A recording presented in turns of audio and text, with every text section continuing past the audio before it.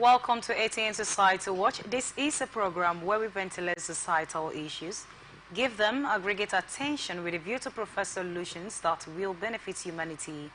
On today's Society Watch, we'll be looking at numbers of issues, starting from Osun State. ADK outlines new retirement age rules for teachers. From Ondo State, doctors commence 14-day warning strike over salary arrears. From Oyo State, Deputy Commissioner of Police commits suicide in Ogbomosho. From Plateau State, employee allegedly beat workers to death in Jos. On religion, can't demand apology from FIRS over Easter message. These are the issues we'll be treating today. You can join us on all our social media platforms, Facebook and YouTube, Atlantic Television Network, Instagram and TikTok, Atlantic TV Network 1, X Atlantic TV Net. You can also watch us live on our website, atlanticnetwork.tv. When we return from this short break, I will introduce my guests for today's show. To stay with us.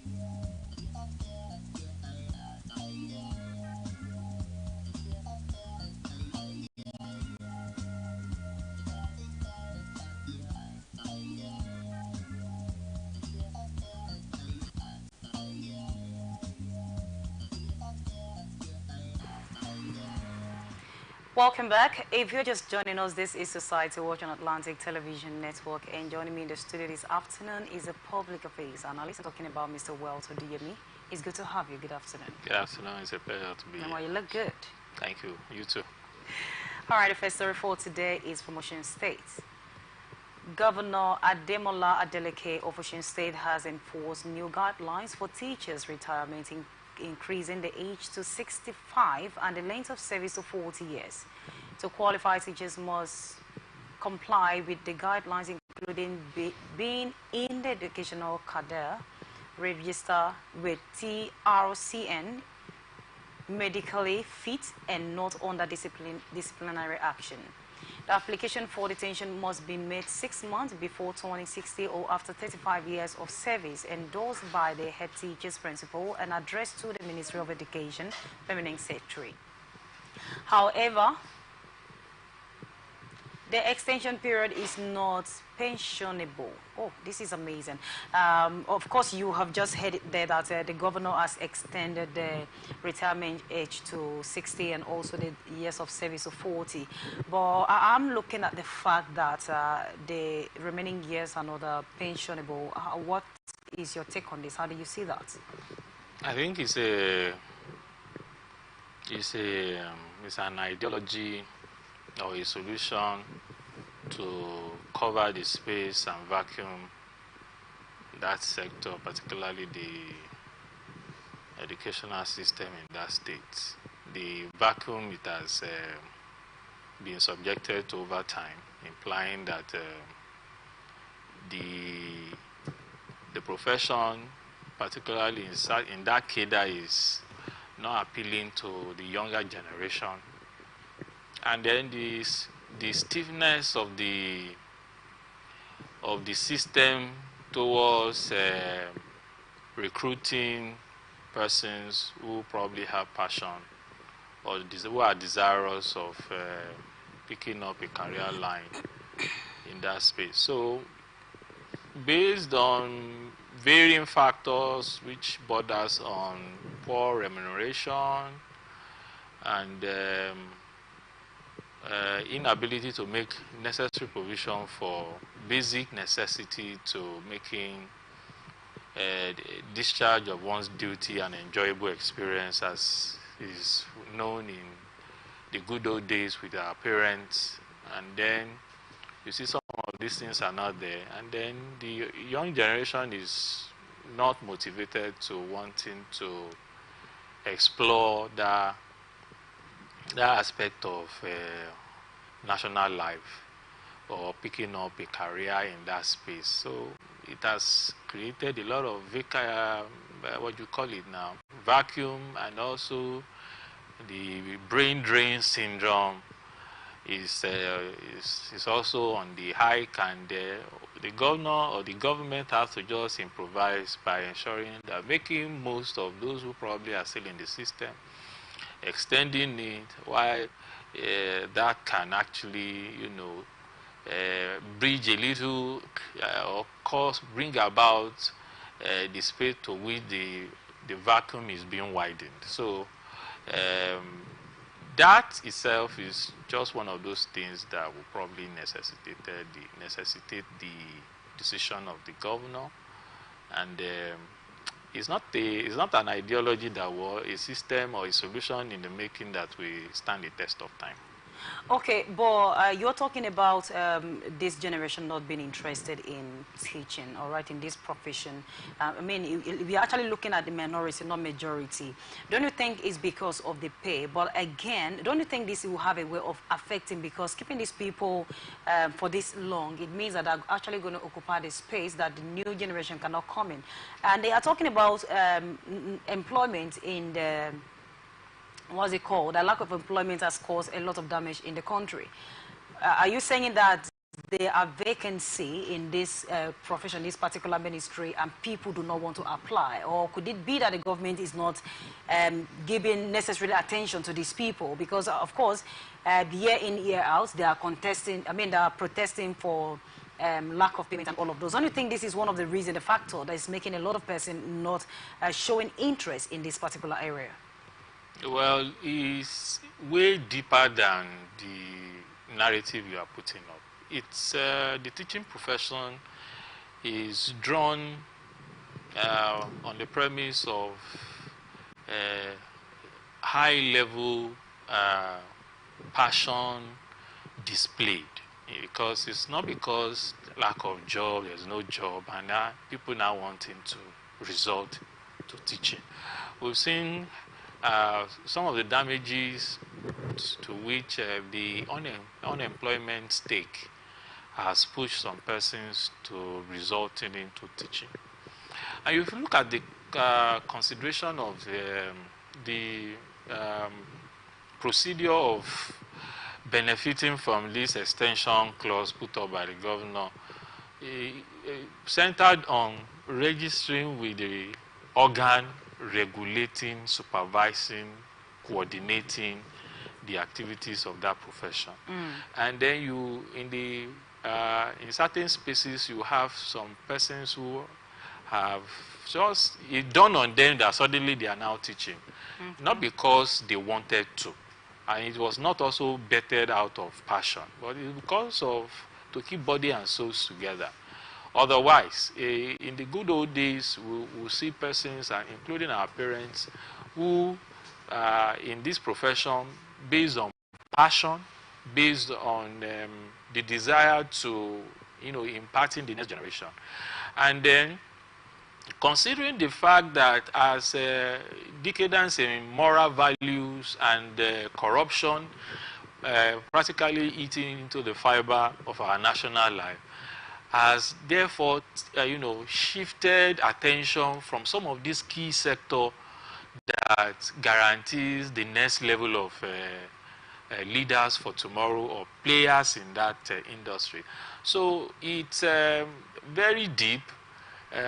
What in the space of the handicapped state of the government, you just want to probably, the ones who are already in the system also are bedeviled with the reality of post-retirement syndromes, where some will probably want to tell you that after retirement they are not tired.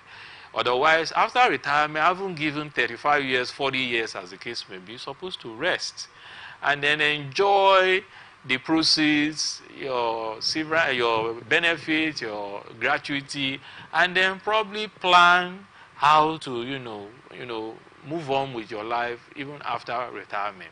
But there again, it's because of the uncertainty that is, a trend in that space. You will still see some of them who still want to go extra mile, and also to also cover up, because of what benefit when you are bringing up people. Some of these people have suffered the ups and downs associated with that industry, industry or that sector, prolonged period of non-payment of salary, delayed in promotion, and there is this belief somehow in certain quarters that persons along that corridor, there are some things to which you probably don't want to do with them because you are not even sure whether their money will be paid or salary will be paid as at when due. And then again, you see some of them now do one or two combined things together, doing business while in class or in the school environment, just to ensure that they make up. You will see instances where we have some school principal haven't gotten instruction from government not to collect certain fees and all that. These are one way or the other somehow because of the exposure of some of the deprivation they've suffered from the government and the ministry, have made some of them to throw caution into the wind, no passion anymore. It's just about what they are going to bite and take home, considering the fact that their even take home is not taking them. Their even take home is not taking them home. And not looking at the fact that this period of time, this extension period, is not pensionable, you think that many will be interested in staying back? And again, they actually talked about there are guidelines here for you to qualify for this extension. You have to miss some certain things, especially being physically fit, and we know that age has a lot to do with one's fitness. All right, and most of these teachers in these public schools, if you check, you will realize that some of them, the age of, should I say, stress is telling on them, even if they're not that old. So what is the possibility that majority will meet up to this will meet up this qualification today? No, it's clear. It's not rocket science. If the willingness for those who are driven by passion and those who also because they probably consider varying factor that staying off the system. You've seen some persons that after retirement, you probably check carefully, you see some persons will then begin to relapse. Okay. Because they are used to this early rise, 7:30, you need to be at work, and then you probably work at 7 to 4 o'clock, as the case may be, or 2 o'clock. You already have plan your way. Some persons have gotten used to that system. Now taking them out of that system without a proper training. I know there are programs where, post-retirement program, how to, live on life, take on life, exploring other options and taking out challenges that life will throw at you after retirement. Some will be able to grasp with that, while some person will just say, well, I think I still have the energy, I still have more to impart. Some boil out of passion and all that, probably want to apply. Of course, you have to factor in the requisite requirements being met so that that will go. For them, it's going to be okay as far as government is concerned, while they also throw up a way of ensuring that spaces created by these persons are filled. All right, the next one is from Ondo State. The Association of Resident Doctors at the University of Medical Science Teaching Hospital, Ondo State, has commenced a 14 days warning strike due to the non-payment of 7 months' salaries to new members. President Dr. John Matthew expressed concern over the delay in paying their entitlements, citing the issues such as the non-provision of palliatives to House of Officers since February, the non-payment of February hazard allowance despite promises by the state government, and the shortage of staff due to doctors resigning from the institution. The association also highlighted the significant exodus of doctors from Ondo State to other states and countries for better opportunities, leading to a severe shortage of healthcare personnel. As of now, there are only 22 resident doctors at the Unimec deck, down from the previous figure of 150. And I wanted to say Dr. Wells. I think I've been calling people doctor this week. All right, the Association of Resident Doctors at the University of Teaching, Medical Science Teaching Hospital, Ondo State has commenced a 14-day strike. Of course, that is what we just read. And because of the non-payment of salaries for 7 months, it is quite unfortunate. Mr. Wells, now let's look at this. According to what they are saying, there are a shortage of, that there's brain drain because people have retired. People have resigned and traveling to other states, and some of them outside countries seeking for a greener pasture. And is it not supposed to be a call for the government to really look into the health sector, give appropriate the right attention to these people, pay them their salary, give them what it takes for them to have to work joyfully? And they are talking about numbers of doctors that have resigned. They are talking about brain drain. They are talking about how the environment is not conducive, and they are still owing them salaries despite the level of workload that is on them. What do you think is the reason for all of this? Do we tie this to the removal of fuel subsidy issues, or is it generally the problem that Nigerians really need to look into? Of course, you know that at certain point there is this wider concession or wider view as to declaring the health sector, particularly in Nigeria, a state of emergency. It's within their right to demand for what is due them. Otherwise, the system will be completely collapsed. And the public, for which the government sworn an oath to protect their interests and to ensure that people gladly and joyfully go about their normal businesses, as the case may be. So for the fact that they turn down tools to get government attention seems to be the only language government tends to understand, and this has become part and parcel of whether this administration and previous administration. Is a systemic issue, and I won't blame them for taking the bull by the horn. As you see, it's a warning strike, and it's going to last 14 days. Factors and many other factors are responsible. It's not something to which one can dissect from, entirely in a program as this, but it's something to which we all can relate with. Mr. Well, don't you think these 14 days is going to really affect so many things, especially the health? Well, yes, it will. The whole idea is to get government's attention, to ensure that a forum for negotiation is reached, meet this condition, and then we'll prevent it. But Mr. Weld, let's look at this. A period of last year and now, a lot of organizations have been going on strike in the name of they want to call the attention of their governments to meet their demands. And so far, it's as if the strike is not really hearing positive results each time they go on the strike. Because there will always be a negotiation. Don't worry, we'll do this. They will still go back to square one. So why is it that there's no better means of getting government attention than going on strike every given... Strike comes along when all possible ways of engagement and discussion has been exhausted. Under the Labour Act, that clause is provided, and provided that proper notice or notices, excuse me, must have been given, and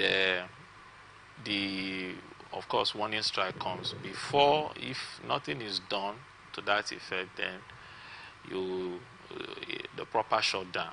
And then government understand how this thing plays. And oftentimes, particularly during the last administration, you tend to see that government will not go to the court to get an injunction to stay action, knowing fully well that government knows the implication of such. And you know that these are government institutions, and somehow they have a way of generating funds for the government, and also it's also open to public use. But when a facility of that nature that is meant to serve the public is, grounded, of course it will send signal to well-meaning and all concerned stakeholders to use whatever within their powers and their connection to get the yearnings of the striking union, to get them attention and spread on the table the issues, and will consider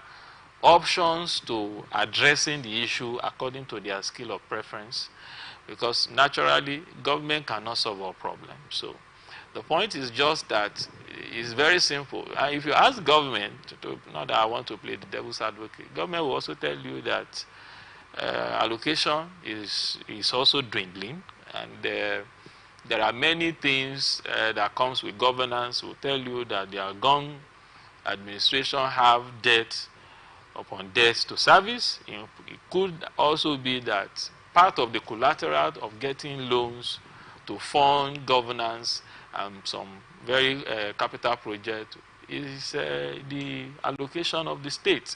So as some of these funds are deducted to service existing loan, and then probably you have less that will go around. And then government will also want to look at factors and the underlying importance as to who get what, depending. So it's a complete package or cluster of problem. But the point is that good managers will look at areas where everybody can come to an equilibrium point to find a win-win formula that will reassure. It's all these things all about assurances and reassurances. So how do they handle the patients that are still there? Do they send them home, or is there somehow minor attention they give to them? Don't be surprised that some of these people also have private hospitals. So then what about those that cannot afford private hospitals? Well, it's part of the sacrifices expected. See, the point is just that we are looking at the matter based on its integrity. All right. The varying factors that most likely to happen. So the strike is to ensure that, look, we are doing this, and government will now weigh the options before them and see if possible how we can actually resolve. It's huge, 8 months or 7 months for practitioners, people who are saddled to save life. It's really, really pathetic. But there again, let's imagine that before the next time we're going to talk about the good news. That area will probably be an address. All right, thank you, Mr. Wealth. Let's look at the next story from Oyo State. Deputy Commissioner of Police Bolaham Olubami, attached to the FCIID, reportedly committed suicide in Obomosho, Oyo State. His body was found in his apartment, and while investigations are ongoing, it appears to be a suicide. Olubami, who had served as an heir to the former governor Adebayo Alo Alaka, was alone at home during the incident. He had been battling depression for some time. Despite his personal struggles, he was commended for his handling of the NSAS protest in 2020 and had a distinguished career in police forces. Rest in peace to the Deputy Commissioner. But we have it here that, of course, it's read here that the Deputy Commissioner of Police attached to the Force Criminal Intelligence and Investigation Department, Bolaham Olubemi, has allegedly committed suicide in Obomosho, Oyo State. I am wondering, and the report that we had here that he has been battling depression. Now, how do you see someone battle depression, and then if the person cannot speak up, you cannot speak up too?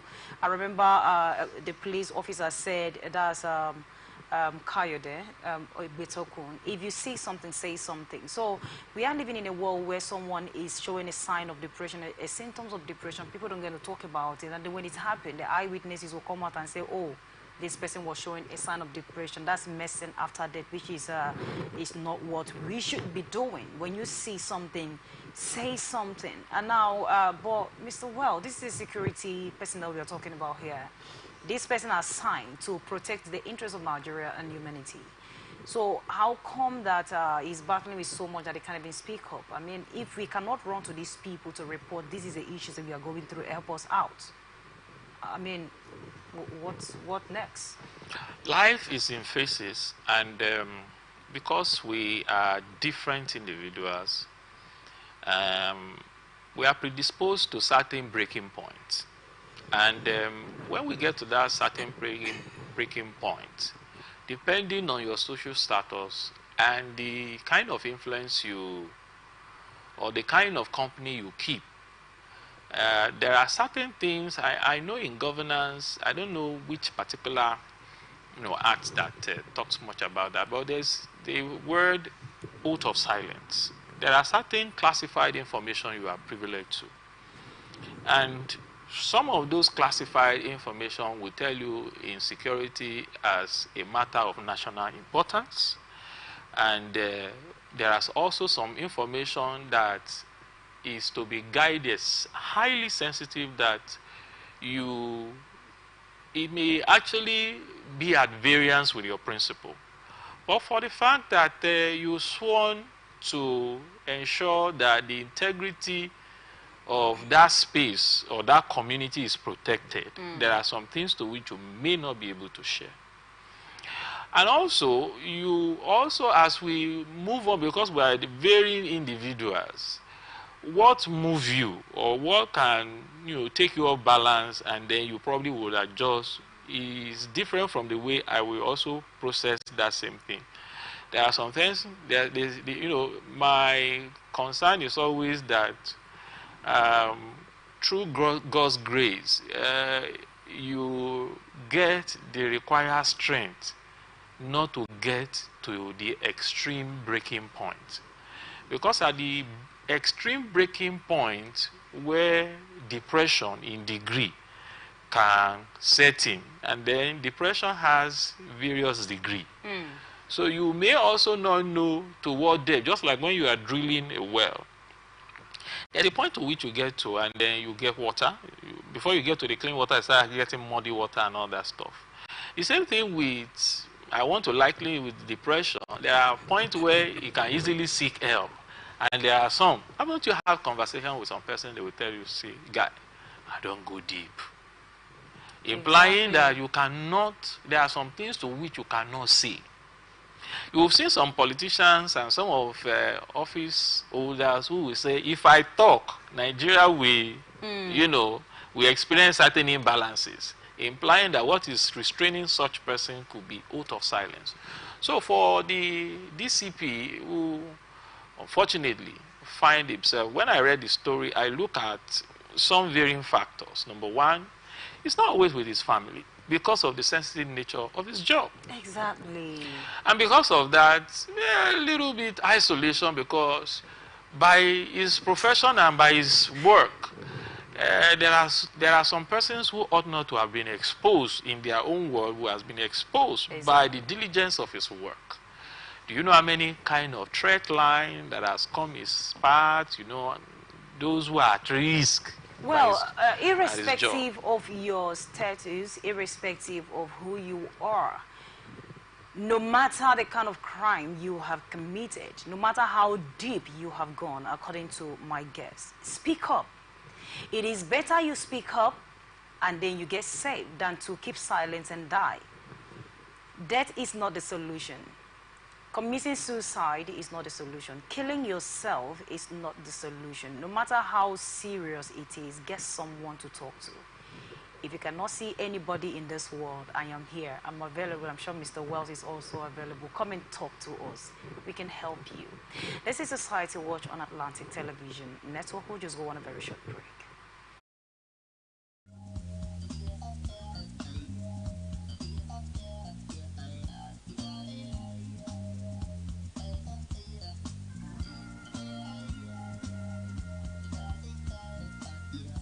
From the line across the ocean to the land beyond the mountains, through the Sahara, we bring all sport news, live analysis, expert discussions on trending stories in politics, business, socio-economy, sports, and documentaries.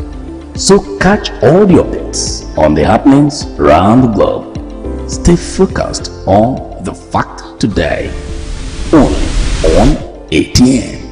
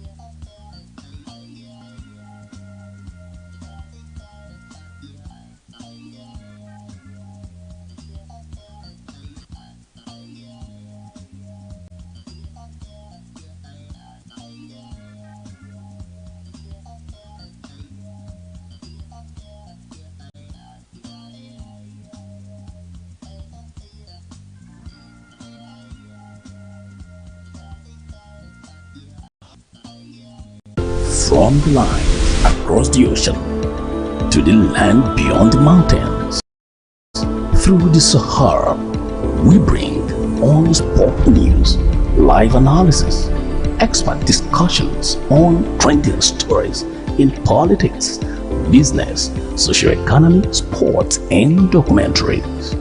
So catch all the updates on the happenings around the globe. Stay focused on the fact today. Only on ATN.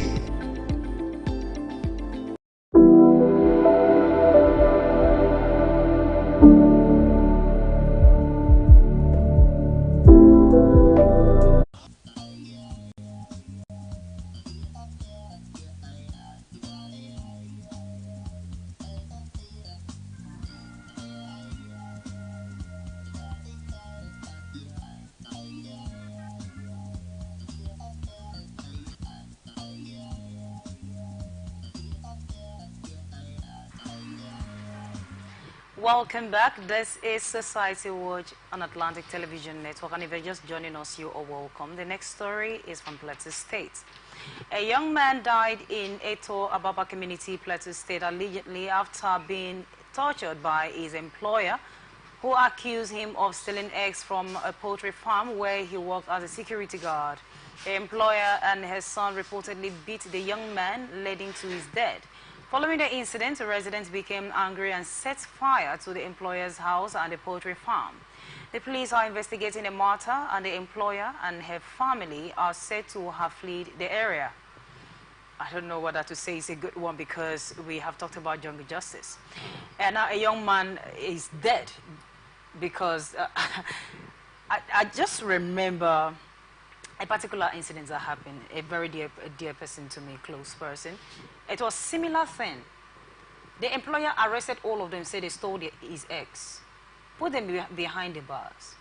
It took a whole lot for them to get out of the cell. Now, why is it that we have talked about jungle justice? Yesterday we saw where a policeman was fully involved in such an act, and people keep doing this thing. And now the community has gone to set the man's house ablaze. Not that their house is not even enough. They went to burn down the whole farm. Remember that this man does not just have a security personnel, but he has employers. That is to say that they have rendered up to 3 to 4 persons jobless. All right. And the man in question doesn't have a house anymore.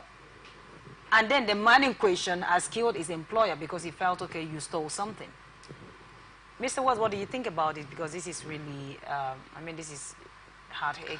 There are a lot of factors that fuels this. From the angle of finding yourself in a space where it's very difficult for you to come by justice. Very difficult. If you are not privileged, or you are not, if your social status does not align with certain high cadre in the society, you tend to struggle. And then you have to know one person that knows one person is in power and influence so that you can actually get justice. And then also you are in an environment where when you are robbed, I think in the last few days I've seen some of our friends, even within the building, who suffer such fate.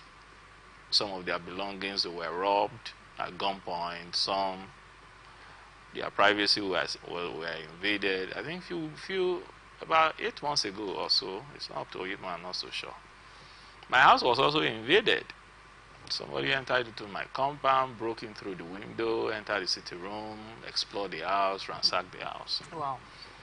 You will probably want to get angry because the point is that you go to the police station, you report, and they ask you all those kind of stuff, and then you drop money. Well, Mr. Well, before you continue now, based on the illustration you just gave, you know that in this case you don't know the person involved, right? You don't know the person involved. But in this man's case, he felt that he's a security guard. I'm going somewhere. What must have fueled such taking laws into your hands? I'm trying to lay that foundation on both sides, both the employer, the employee, as the case may be. Now, the employer against the employee in this context. Factors that probably may necessitate him uncovering that mystery. You probably would have been suspecting or noticing shortages. And then you put, there's a saying by elders that the fellow that is assigned to come and arrest or unveil the mystery between the hawk and the chicks that is missing must be proficient enough to do that job. But you now see that it is the fellow who is saddled with the responsibility to unravel the mystery as to how the hawk is picking up the chicks. He's now creating a platform for the hawk to pick up the chicks. And when he's being asked, he said he was there, but he didn't see anything. So you, on the part of the employer, I'm not making case for him. I'm just trying to paint a narrative that you propel people or condition people to wanting to take laws into their hands. And some of his items probably missing, although there are channels to which you can ventilate your displeasure, report to the police, let them investigate. That is the system approved in this space under normal circumstances. But there again, you now discover, or allegedly having, a hand towards the security. And it's still, you probably don't have substantial evidence to prove that case. Hand him over. I'm so sure if he's a security guard or security personnel, he must probably have an associate with those who recommended him for the job, etc. And so upon engagement, you will probably have some documentation that in the case of any eventualities and so that you will pay. So he didn't explore all that option. You don't want to torture him to confess. There are instances that you can confess under duress and he may entirely not be the person. So the resultant effect is that if you are thinking you are planning yours, there are also some persons, you've had some persons who probably want to throw caution to the wind. That if you play your own now and I play my own, nobody go wait to watch. So it's a high opener for us. My concern is just as to the autoplay mode of taking justice into of the society, the jungle justice system, where, once a fellow is apprehended, the aggression and the frustration each individual or players in that space have suffered on account of their previous experiences of being victimized or robbed, and they are unable to get the culprit. Now this is one. So all that transfer of aggression is now, or you've seen instances where such persons are apprehended and handed over to the law enforcement agents, and before you know it, the fellow will stroll out and say, I don't do my own shit, then I will do you another one. So it's a mixed up. But in this space, what are we to do? Forums like this will keep on sensitizing people. So what exactly are they going to do right now? Because if it was only the man involved in killing as the employer, of course, we would definitely face the law. But in a situation that the community has come in, burning down the man's house, the alleged mother, and then also his farmland, where is the case? How will it take place? So well, the point is just that the employer, as reported by the news, has absconded. So sure that he will not be returning anytime soon in that space. So do you think they will punish the community for burning down the man's house and also his If there are evidences and eyewitness upon investigation, and just like remember there's this lady, this young chap that was stoned in the north, I think I've forgotten her name. You see actually Deborah, yes. And the culprit of that jungle justice, some even showcases themselves on video and all. So if they can have stuffs like that, substantial evidence as to pin down those who perpetrate that act, law will take its course. But as to that, they will arrest every person in the community. That's not a visible thing. It's just for us to pick up these stories, the moral lesson therein, and some of us who probably are predisposed to such tendencies should desist from such acts, because it has a grave consequences. You may say nothing will happen, or you probably have been doing it and nothing happens. Mr. Well, do you think there's a better way to control anger? There are some persons that the moment their back is against the wall, they don't reason anything again. The only thing is their mind is to do what is in their mind. Is there a better way to control anger? Because it is anger that leads to all of these issues we keep reading. If you look at the storyline, for the entire community to probably have supported that action, and the ripple effect could be that there is a foul play in the process. So there's a foul play. So what should we do? Advocacy of dissuading tendencies to giving to jungle justice or taking laws into your hands should be on the eye, and also that the security agency should ensure that justice is dispensed appropriately. Once there is confidence, if the confidence is restored that there is a justice system that can punish offenders to a logical conclusion, and there are consequences as to actions in line with taking laws into your hands, then people will begin to have a rethink in that space. All right. Thank you so much, Mr. Wells. And then looking at our last story for today on religion. The Christian Association of Nigeria has demanded a public apology from the Federal Inland Revenue Service over an Easter advert deemed offensive. The advert posted on X, formerly Twitter, shown a point-of-sale machine with the caption, "Jesus paid your debt, not your taxes," can call for the FIRS to retract the message and offer a public apology, urging government officials to guide the FIRS in communication strategies that promote respect and unity. Can emphasize the need for all organizations to be considerate of the diverse religion background in society.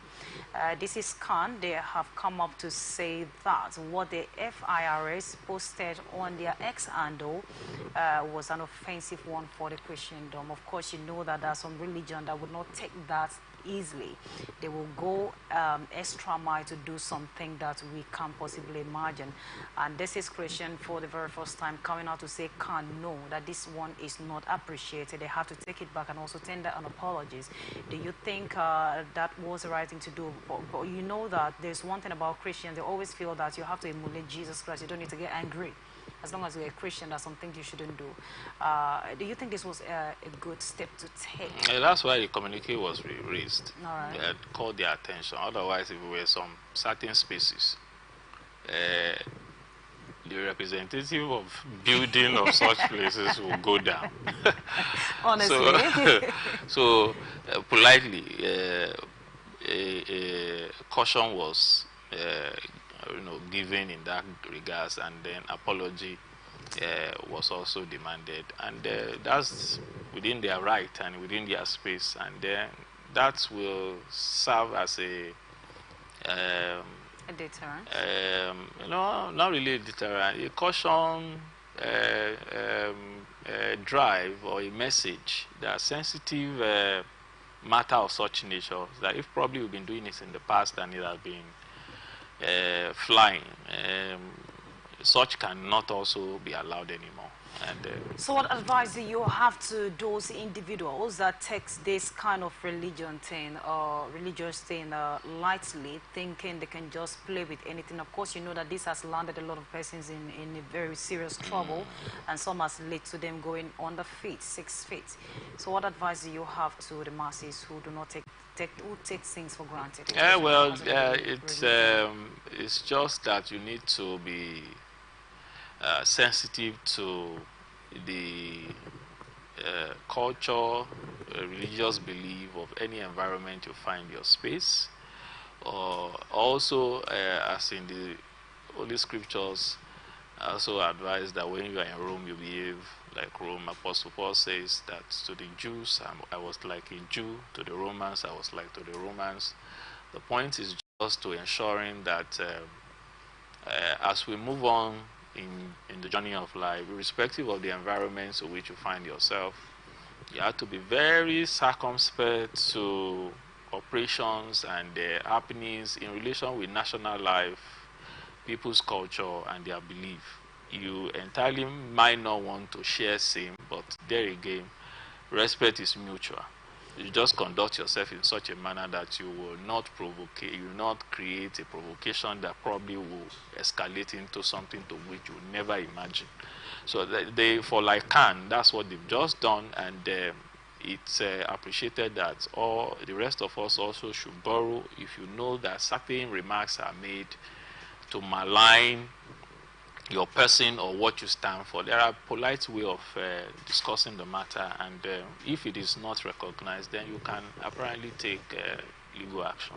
Now that the Christian Association of Nigeria has demanded an apology from this organization, FIRS, do you think it has sent information, a message to all those organizations that when something of this nature happens, they rather take laws in their hands instead of addressing it appropriately? So when you ask the question, do I know whether other organizations have taken? Well, as I will always say, time is a revealer, time will tell. And the subsequent dispositions of such to them, who probably the creating content department of that agency probably may feel that they probably want to use that moment to caption, to send a message in Exactly what he said.